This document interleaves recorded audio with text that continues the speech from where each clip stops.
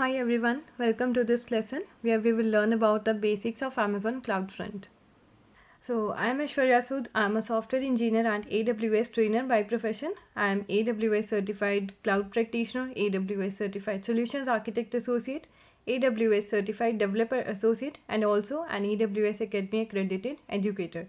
You can connect with me on LinkedIn. You can scan this QR code to quickly view my profile. In this video, I'll explain the concept of caching along with the need for it. I'll also explain the components of AWS global infrastructure that are used for content delivery and caching, that are edge locations and the regional edge caches. Then I'll explain what content delivery network is and how it is implemented on AWS using Amazon CloudFront. Then I'll explain how Amazon CloudFront delivers the content faster to the users. In the later part, we will see how to set up and the working of Amazon CloudFront. So let's start by looking into exactly what caching is. So let's take a very basic example for understanding the purpose of and the concept of caching. Let's say this is your home and this is a grocery store. The time that is taken to travel from your home to the grocery store is 25 minutes. So whatever you want to purchase, even the most frequently accessed resources like the salt and the sugar, whenever it is required, you will go to the grocery store and you will need 25 minutes to travel to the grocery store. But what if you get a good solution that if you keep that in your home itself, in the kitchen, if you keep some extra storage of sugar and salt, so that when you need it immediately, for most of the times you can access it from the kitchen. Otherwise, when it is finished at your kitchen, you can travel to the grocery store to get the resources. But most of the times you will be able to get it from your kitchen itself, and the time taken to get the resources will be 2 minutes, whereas from home to the grocery store it was 25 minutes. So that's the difference. If you are storing it temporarily in your home itself, it is requiring 2 minutes to get the resources. Otherwise, if you were going to the grocery store every time to get the resources, that was taking 25 minutes. So this was in terms of non-technical, but in terms of technical also, let's take the another example, like for the most frequently accessed data. Let's say there is some data that is being frequently accessed, and every time the request takes let's say 2 seconds to complete. But what if we keep it in the temporary memory? That is what the caching is. If we keep that in the temporary memory, that is cache, and the response times will be, in that case, maybe it will be 1 second, or maybe somewhere between 1 and 2 seconds or something like that. But it will be reduced obviously as we compare it from the like if we access it from the origin or if we access it from the cache memory, because for the frequently accessed things we can keep it in the cache, so that most of the times we are able to access it quickly. Whenever there is a need, only in that time we will have to go to the origin. So that is what caching is. Let's look into what exactly should I cache. Okay, so we have seen a non-technical example and overview of like how like what kind of data we will cache in the technical terms. Let's look into what are the common things that I can store in a cache. First is the frequently accessed data, the data that is popular, or you can say that is frequently accessed by the users. It's better to serve that data through the CloudFront edge locations. We will be learning about CloudFront edge locations in the coming slides, because this will reduce the load on the origin and gives faster response to the users, and thus it will improve the overall performance. Next, static data I can cache. CloudFront can speed up the delivery of your static content also, like it can be images, it can be HTML files, it can be CSS files, the data that is not frequently changing. So it can speed up the delivery of such a content to the viewers across the globe. By using CloudFront, you can also take the advantage of the AWS backbone network and CloudFront edge servers to give your viewers a fast, safe and reliable experience when they visit your website. Next is the data that requires slow and expensive queries. We can also cache that data, because this kind of data involve complex joins, can be so this kind of data, like whatever is including complex joins or the queries, they require much of the processing, and it will take time every time if it is processed at the origin. What if we store it in the cache? We will be already having the result stored in the cache, and from there itself we will be able to serve it to the customers. And then we can also customize at the edge using a feature that is known as Lambda at edge. So you can customize the request and the response at the edge locations. Running the serverless code at the edge opens up a number of possibilities for customizing the content and experience for the viewers at reduced latency. For example, you can return a custom error message when your origin server is down for maintenance, so that viewers do not get a generic HTTP error message. Or you can use a function to help authorize the users and control access to your content before CloudFront forwards a request to your origin. So this can be done by a feature that is known as Lambda Edge, which enables a variety of ways to customize the content that CloudFront delivers. CloudFront also offers several options for streaming your media to the global viewers quickly. Either it is pre-recorded and also the live events. For video on demand streaming, you can use CloudFront to stream in common formats to any device. For broadcasting a live stream, you can cache media fragments at the edge so that multiple requests for the manifest file that delivers the fragments in the right order can be combined to reduce the load on your origin server. These are the common examples of the things that can be stored in a cache.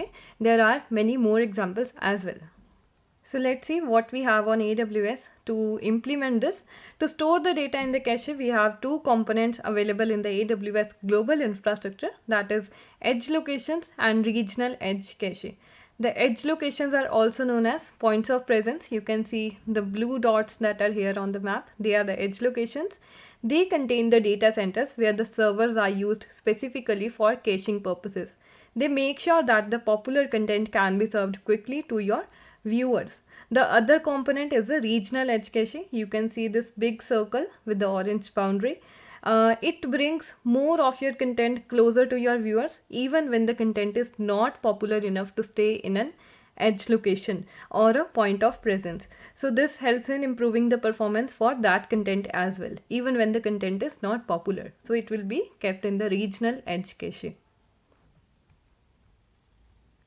Now let's talk about Amazon CloudFront. So it is Amazon's global CDN, which means that is CDN stands for Content Delivery Network, which means it has a collection of caching servers present all around the world through which it serves the content to the end users for faster responses, and it serves the content quickly through the edge locations to give a kind of low latency to the users.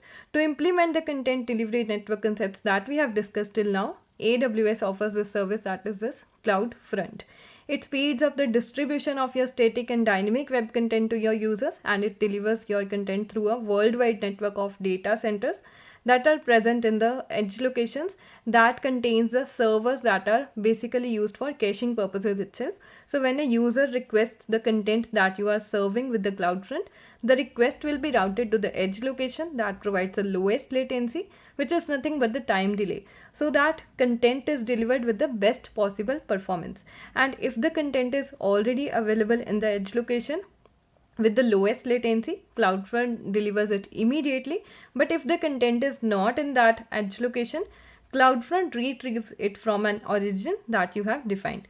This also reduces the load on the application server, because most of the time the request will be served from the edge location itself. It won't have to go to the origin every time. And common examples of an origin include an Amazon S3 bucket or an HTTP server. For example, a web server that you have hosted on Amazon EC2 instance, and that maybe that you have identified as a source for the definitive version of your content. That is nothing but the original content. It will be present in an origin that I just told you. It can be S3 or HTTP server or any other origin as well. Then it will serve it through the edge locations if we have configured a CloudFront distribution. So let's see how to configure the CloudFront to create a distribution and serve the content through edge locations. So first step, is to specify an origin server like an S3 bucket or your own HTTP server from which the CloudFront gets your files, which will be then distributed from the CloudFront edge locations all over the world. In the second step, you upload your files to the origin servers. Your files, also known as objects, typically include the web pages, images, and the media files, and it can be anything that can be served over HTTP. And if you are using an Amazon S3 bucket as an origin server, you can make the objects in your bucket publicly readable so that anyone who knows the CloudFront URLs for your objects can access them. And you can also have the option of keeping objects private and controlling who accesses them. So you can keep it like if you have a requirement that the objects that are there in your S3 bucket, they should be accessed only through the CloudFront URL but not through S3 directly. There's a feature known as Origin Access Identity, or you can say OAI. You can use that feature along with your CloudFront distribution. In the third step, you create a CloudFront distribution which tells CloudFront which origin servers to get your files from when users request the file through the website or application. At the same time, you also specify the details such as whether you want CloudFront to log all the requests and whether you want the distribution to be enabled as soon as it is created. Okay, and in the fourth step, the CloudFront assigns a domain name to your new distribution that you have just created, and you will be able to see that in the console, or that is returned in the response to a programmatic request. For example, an API request if you are doing through the CLI, and if you like, you can add an alternate domain name to use instead. And in the fifth step, CloudFront sends your distribution's configuration, not your content, the distribution's configuration to its edge locations, or you can say the point of presence or POP. That is a collection of servers in geographically dispersed data centers where the CloudFront will cache the copies of your files. So we will see that in the console as well in the next few minutes. For now, let's move to the next topic, that is how CloudFront actually delivers the content. So we have seen few features about CloudFront. Now let us see how CloudFront delivers the content. After some initial setup that we have seen on the previous slide, CloudFront works together with your website or application and speed up the delivery of your content. So once you configure the CloudFront to deliver your content, here's what happens when users request your files.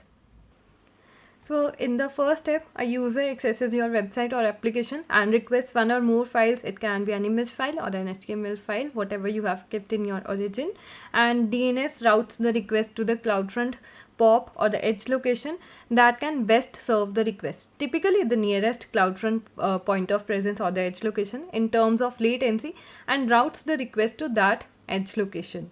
And in the POP, the CloudFront checks for its cache for the requested files. If the files are in the cache, the CloudFront returns them to the user. But if the files are not in the cache, it does the other things. Like in the first step, that is 3A, CloudFront compares the request with the specifications in your distribution and forwards the request for the files to your origin server for the corresponding file type. For example, to your Amazon S3 bucket for image files and to your HTTP server for the HTML files. And then the origin server sends back the files to the edge location in the 3B step. And in the 3C step, what's happening? As soon as the first byte arrives from the origin, the first byte itself, CloudFront begins to forward the files to the user. This is also known as first byte latency, and CloudFront also adds the file to the cache in the edge location for the next time someone requests those files. So when someone next time requests for the same data, it will be already present in the edge location and it will be served from there itself. This was about when we configure only the edge locations to be used, but if there are regional edge caches also, then how the data is transferred, then how the data is served to the customer. So let's take a look at this example. Here the origin is AWS Elemental Media Package, and here are the viewers, and we have configured CloudFront distribution, which is using edge locations as well as the regional edge caches. So regional edge caches are slightly bigger than the normal edge locations. They keep more data that is not popular. So let's see what happens when a request is made from the viewer to access the data. When a viewer makes a request on the website or through the application, the request is routed to the nearest POP in terms of latency, and in the POP, CloudFront checks its cache for the requested files. If the files are in the cache, then CloudFront returns them to the user.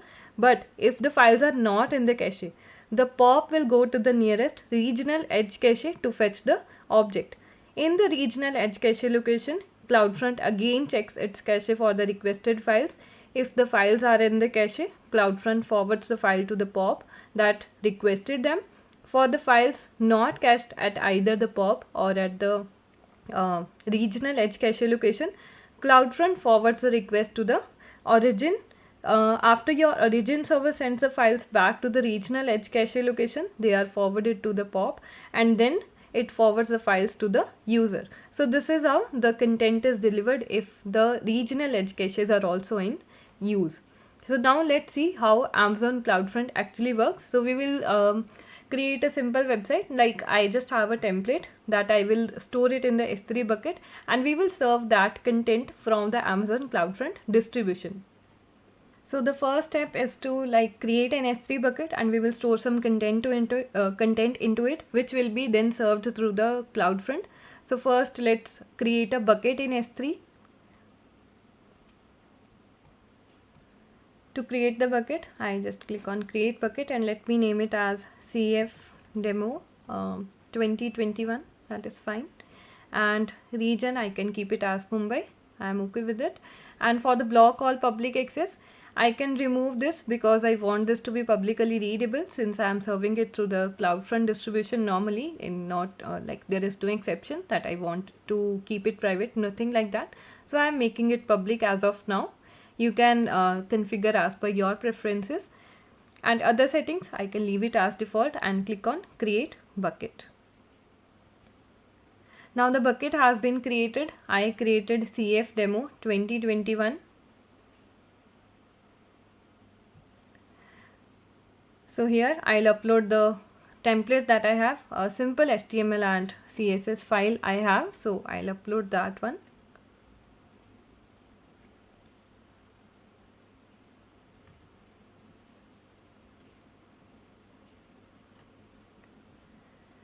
So index file has been uploaded, and I also have a folder for the CSS file which I'll upload.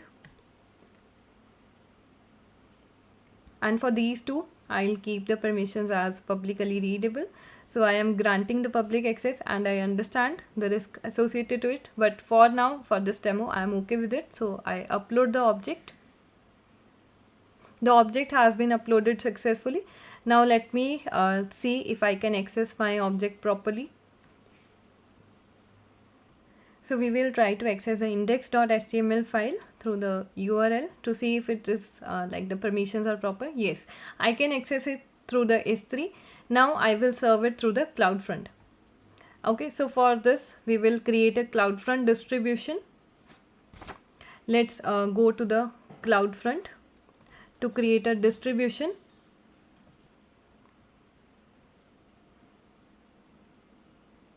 So here just click on create a CloudFront distribution. Here I will have to specify the origin that I just created. So this is my bucket, that is CF demo 2021. This was my bucket, and I am keeping this as origin. The name has been filled automatically, and here I can specify the OAI setting which I specified on the slides that I was telling. So if you configure the origin access identity, that is OAI, that will mean that the viewers will be able to access the content that is stored in your S3 through the CloudFront URL itself. They will not be able to access the content from the S3 directly. So for this demo, I am keeping this as default, that I am not using any OAI. You can click on yes, use OAI, and you can create an identity and you can specify it. For other settings, I am keeping it as default. Here I can specify the viewer protocol policy, that if HTTP and HTTPS both are allowed, or I want to redirect the HTTP also to the HTTPS, or if I want only HTTPS request to be allowed. I can specify all these things, but for now I am leaving all of these settings as default, and I can click on create distribution. So the distribution will be created, like it has been created, but I have to check for the status. It takes a few minutes to come into the enable state. So now it has come as a enable state itself. I have to wait for a minute. So if it changes to deployed, then I'll be able to access the content through CloudFront distribution. So let me wait for another 1 or 2 minutes till it changes its status to the deployed, and let me pause the video till that time. So after waiting for a few minutes, the status, the modification status has been changed, and now it's deployed. So I can check if my content is getting served through the CloudFront. I just have to get this domain name, copy this and paste it in a new tab. And here I am accessing the index.html. So typing it along with this. So I can see my first web page, it has been deployed through the CloudFront distribution as well. Now I'm accessing it through the CloudFront distribution. So maybe for the first time it fetches it from the origin, and next time when I fetches it, it will be fast access. So the thing is that, don't you think that I can access the content through the normal S3 also? Why we did all of this thing?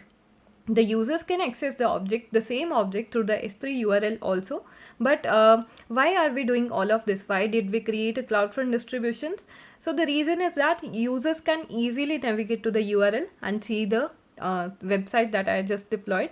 But they probably will not come to know that their request is routed from one network to another through the complex collection of interconnected networks that comprise the internet until the image is found. So what CloudFront does, it speeds up the distribution of your content by routing each user request through the AWS backbone network to the edge location that can best serve your content. This gives low latency to the users, and you also get increased reliability and availability because copies of your files are now cached in multiple edge locations around the world. And this is how you can configure a CloudFront distribution. You can make more changes as per your requirements. I just deployed it simply, and you can specify few more things as per your requirements, obviously. And you can also change the domain name. If you want a custom domain name, you can do that as well. Like for now, I have got a CloudFront domain name by default, which contains a random string and .cloudfront.net / the object name that I wanted to access. You can get another domain name of your choice as well. Now let's get back to the slides and see. So we have seen the content can be stored in the cache and delivered from the edge locations from the caching servers. But have you ever wondered like how long the data will stay in the cache? We have to configure how long we want the data to stay in the cache. There are 3 methods for expiring the cached content, which we will now discuss one by one. First is to add a TTL. TTL stands for time to live. The objects in the cache will stay there for the time period that is specified by the TTL value, and the default value for the TTL is 24 hours. Next is changing the object name. Although you can update the existing files in a CloudFront distribution and use the same file names, but it is not recommended. CloudFront distributes the files to edge locations only when the files are requested, not when you put a new or updated file in your origin. If you update an existing file in your origin with the newer version that has the same name, an edge location won't get that new version from your origin until the 2 things occur. First is the older version of the file in the cache expires, and the second is there's a user request for that file in the edge location. And next is invalidating the object. In this method, you invalidate the file from the edge caches. The next time a viewer requests the file, CloudFront returns to the origin to fetch the latest version of the file. This is the last resort, but it is not recommended. It should only be used sparingly for individual objects. It is bad and inefficient and also an expensive option. So this was about CloudFront basics and how we can set up the CloudFront distribution. I hope you have liked the video, and we will meet in the next video. Thank you.